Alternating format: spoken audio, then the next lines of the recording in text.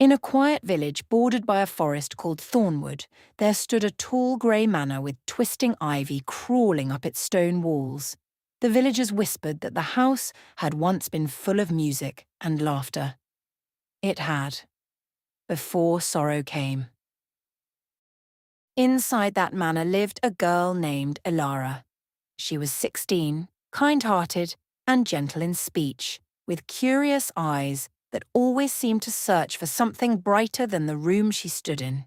Her mother had passed away when she was very young, and her father, heartbroken but hopeful, had remarried a woman named Lady Seraphine.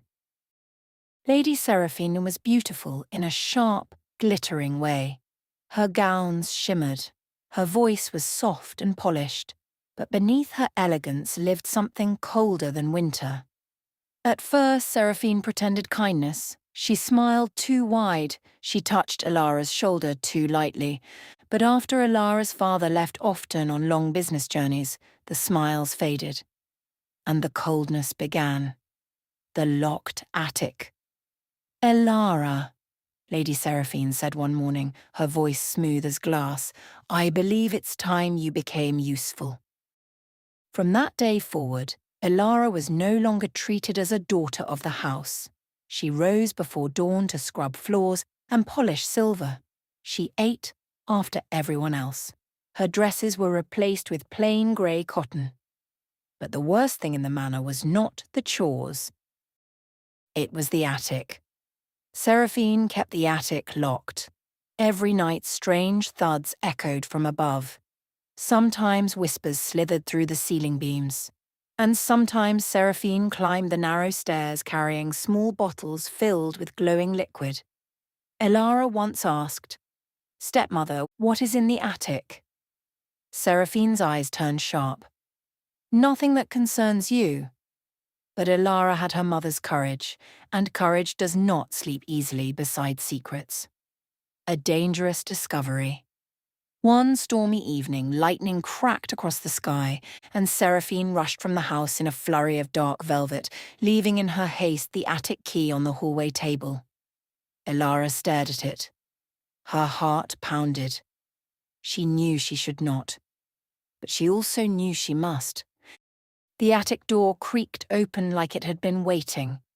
Inside, shelves lined the walls, filled with jars of strange herbs and dark powders.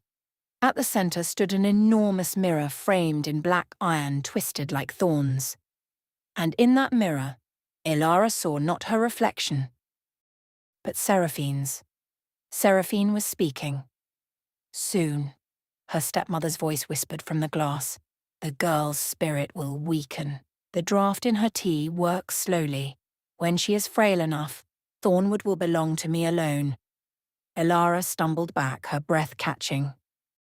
The tea. Every evening, Seraphine had insisted she drink a bitter herbal tea for strength. It had not been for strength. It had been to weaken her. Tears filled Elara's eyes, but not from fear. From betrayal. The forest ally. Elara fled into Thornwood Forest, rain soaking her hair. She ran until the manor was nothing but a shadow behind trees. Deep in the forest stood an old cottage where a woman named Mira lived. The villagers called her strange, but never unkind.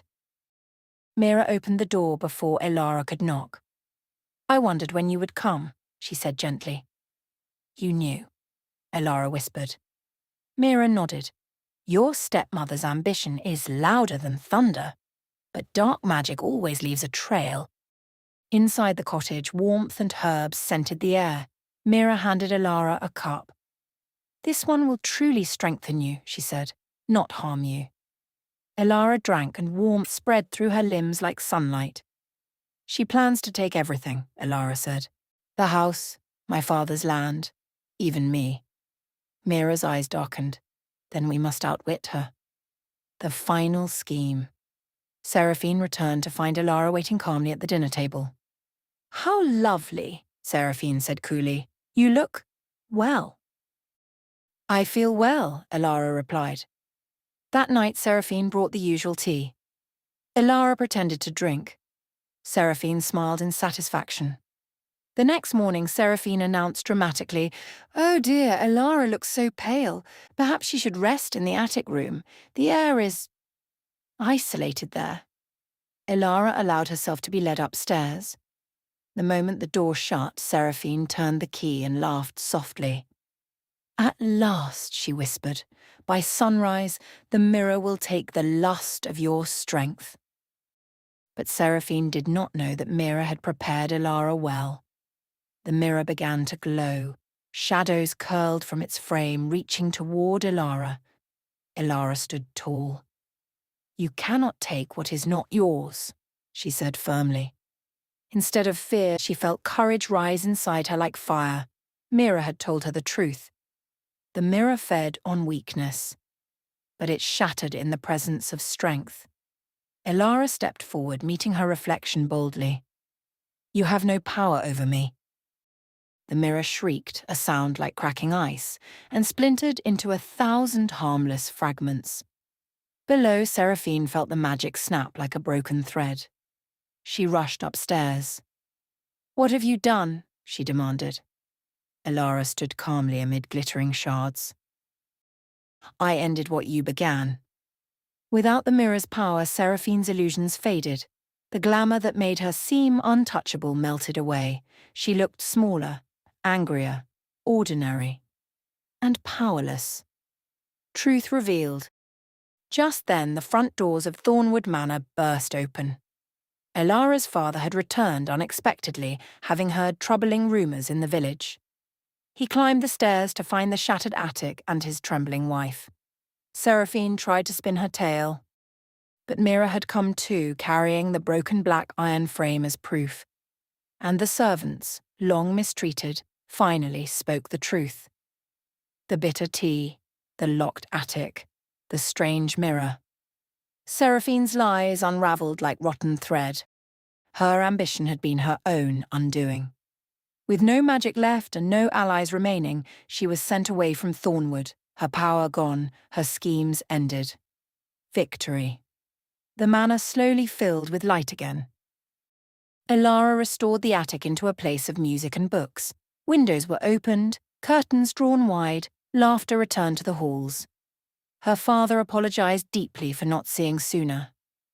"It is not your fault," Elara told him gently, "but now we choose better." She often visited Mira, bringing fresh bread and stories. And when villagers asked how she defeated such darkness, Elara would smile and say, "Evil relies on fear. When you refuse to be afraid, it begins to crumble." Thornwood Forest seemed less shadowed after that. And in the tallest window of the manor, a candle burned each night, not in warning but in triumph. For though cruelty had tried to take root there, courage had grown stronger. And victory at last belonged to the stepdaughter.